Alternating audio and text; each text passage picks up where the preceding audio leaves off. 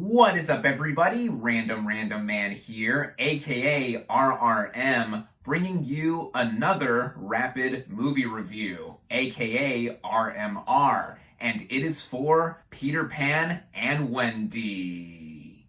Now, this fantasy adventure film is the live-action adaptation of the 1953 Disney animated classic Peter Pan, with it also in turn being the latest film adaptation of the original work Peter Pan by J.M. Barrie. This time around, our respective title characters are played by Alexander Maloney and Ever Anderson. Maloney, in his film debut here as the title boy who wouldn't grow up, relishes in the playfulness of the role while also having the same snark that is associated with the character. As Wendy Anderson, daughter of Mila Jovovich and Paul W.S. Anderson, she is someone who doesn't want to grow up, but also stands her ground in wanting to protect her two brothers she's on the journey with, and also trying to get through to Peter Pan as well. I thought she stood out here too. We also have Jude Law as Captain Hook, who I thought was perfect casting in being a very sinister villain who also has a bit of comedic timing here and there. There's also Jim Gaffigan as his right-hand man Smee. Him being a funny man in a different sense, I thought worked out here. Alyssa Wampanoag as Tiger Lily had her moments as well. Her character had quite a bit to do with being another leader of sorts of the Lost Boys and accompanying Peter Pan,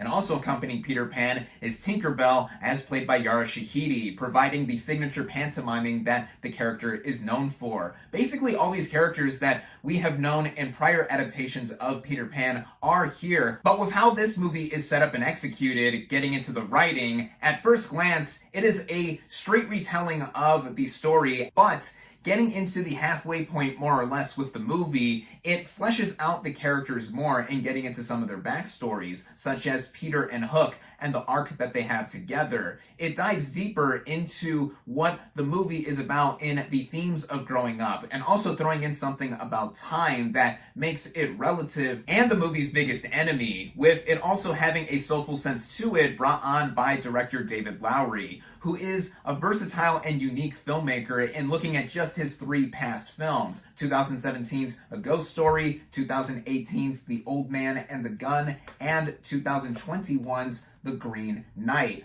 A lot of bits and pieces from these past films are put into this movie, and what he also does in reimagining a classic is have it done with his own touch that has it very sweeping and sprawling at points. Which brings me into some of the technical elements, like the way the movie is shot, the cinematography, and many close-ups on characters, and just the way the camera moves, reminding me of a Terrence Malick film, some of the way it is lit too. There are bursts of color here and there, especially once we get to Neverland. There's a lot of green, but also the sun shining and the lighting here, and it actually looked like it was shot on location as well, to where everything looked all tangible. At times, some of the visual effects moments didn't look so cleanly put together. There's questionable aspects of the characters flying, but that wasn't too much of a bother because the movie was already so eye-catching anyway, and in combination with the original score by Daniel Hart, a lot of emotional beats are covered here and there, with some moments that also had reprises of the music from the 1953 animated classic, like the flying theme.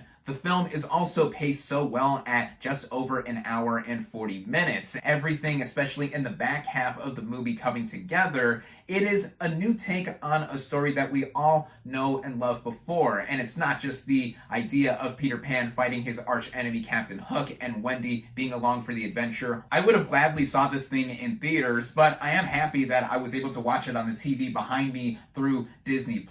David Lowery lifts up a classic to more magical and moving moments. I can also say that he has the distinction of having made two of the strongest live-action Disney reimaginings, with this and 2016's Pete's Dragon. I definitely recommend it. With that, my final verdict for Peter Pan and Wendy is 4 out of 5 stars. Thank you all, as always, for watching. Be sure to like this video, comment on what you thought of Peter Pan and Wendy, social media links in the description, subscribe to my channel for more, and I'll catch you on the next movie review.